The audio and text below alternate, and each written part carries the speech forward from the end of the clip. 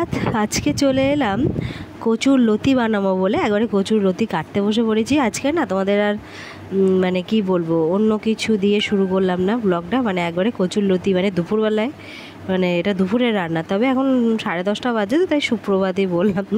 অবশ্য 12টা অবধি সুপ্রভাত বলা যায়। তো আশা করি তোমরা সবাই ভালো আছো, আর আমিও ভালো আছি। তো এখন কচুরলতি বানাবো, আর দেখো বৃষ্টি শুরু হয়ে গেছে। তো তাই কচুরলতিটা তার আগে সেদ্ধ করে নিয়েছিলাম। তা আলু দিয়ে কচুরলতিটা বানাবো। তো আজকে অন্যরকম করে, আজকে একটু সর্ষে এইগুলো দিয়ে বানাবো। আর এই দেখো আমরা চাটনি করবো খুব সুন্দর করে। আর আমার ঠান্ডা লেগেছে, যার জন্যে না এরকম একটা অন্যরকম পদ্ধতিতে করে করবো। আমার সবারই লেগেছে, আপনাদের তিনজনারই লেগেছে ঠান্ডা, তো যার জন্যে মুখটা একটু পরিবর্তন হবে, খেতেও ভালো লাগবে, তার জন্যে এভাবে বানানো। তো অন্যরকম তো খাই কচুরলতি, তো আজকে ভাবলাম এভাবেই বানাই। আর দেখলামও, একটা জায়গায় দেখেছি, তো ওইখানে দেখার জন্যই আমারও ইচ্ছা হলো আমিও বানাই। তো তোমাদের যারা দেখোনি হয়তো জানো, অনেকে হয়তো জানো, নিশ্চয়ই জানবে, আবার অনেকে হয়তো জানো না এইভাবে, তো তাদের জন্যই শেয়ারটা করা। তো দেখো ভালো লাগবে হয়তো। তো আমি ভালো করে সেদ্ধ করে নিয়েছি, তারপর নুন হলুদ, তারপরে একটু মিষ্টি। আমরা একটু মিষ্টি দিই, জানো আমরা তো এদেশীয়রা একটু মিষ্টি দিই খাবারে, এটা তো তোমরা জানোই।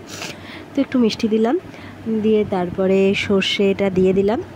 তো সর্ষেটা ভালো করে দেওয়ার পর এটাকে ভালো করে শুকনো শুকনো হয়ে যাবে, তারপরে এটা নামিয়ে নেব। আর তারপরে ভালো করে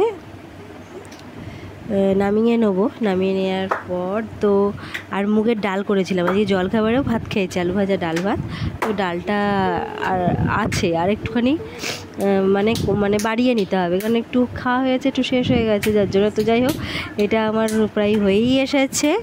আর তারপরে আমি এই যে চাটনিটা করবে, দেখো হয়ে এসছে, শুকনো শুকনো হয়ে গেছে, নামিয়ে নেবো। তো এবারে এই দেখো গুড় দিয়ে নিয়েছি। আমরা চাটনিটা গুড় দিয়ে করব, আর শুকনো লঙ্কা ফোড়ন দিয়ে একটু গুড় দিয়ে এইভাবে জল দিয়ে দেবো, দিয়ে করবে, এটা হবে। তো খেতে দারুণ লাগবে। তো তার সঙ্গে গোলমরিচের গুঁড়ো দিয়ে দেবো, একটা সুন্দর টেস্ট হবে। আর একটু শুকনো লঙ্কার গুঁড়ো দিলাম, মানে ঝাল ঝাল মিষ্টি মিষ্টি, কারণ এটা খেলে সর্দিটা কমে যায়। আর এটা আমার মায়ের রেসিপি, মাই বলেছে খুব সুন্দর হয়, তো যার জন্য এভাবেই বানাচ্ছি। তোমরাও এটা ট্রাই করতে পারো, খেতে ভালোই লাগে, আর সর্দি টর্দি লাগলে কিন্তু খুব উপকার। তো যাই হোক, এটা অনেকটাই মানে আমার মা এরকম বানিয়ে একবার খাইয়েছিল, সেটা আমার মনে আছে, যার জন্যে এটা বানাচ্ছি। তো ভালোই লেগেছিলো। তো দেখো হয়ে এসছে প্রায় এটা। তো এটাকে আর একটু আঁট হয়ে গেলেই এটা নামিয়ে নেবো। আর তার মধ্যে একটু গোলমরিচের গুঁড়োও দিয়ে দিলাম। তো ঝাল মিষ্টি সমেত খেতে, সর্দি মুখে খেতে মোট কথা দারুণ লাগবে।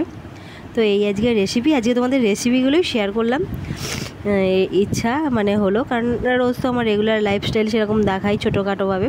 তো আজ ভাবলাম এই রান্নাবান্নাটা একটু শেয়ার করব তোমাদের কাছে। তো রান্নাবান্না তো কমপ্লিট, কচুরলতি, এই ডাল, আমরা চাটনি, আর একটা উচ্ছে ভেজেছি। আর উচ্ছে ছিল না, একটাই ছিল, তাই উচ্ছে ভাজলাম। তো এই যে রেডি খাবারটা, উচ্ছে ভাজা বলছি কেন, ওই কচুরলতি কমপ্লিট, রান্নাবান্না সব তো তোমাদের দেখালাম নি কী কী হয়ে গেছে।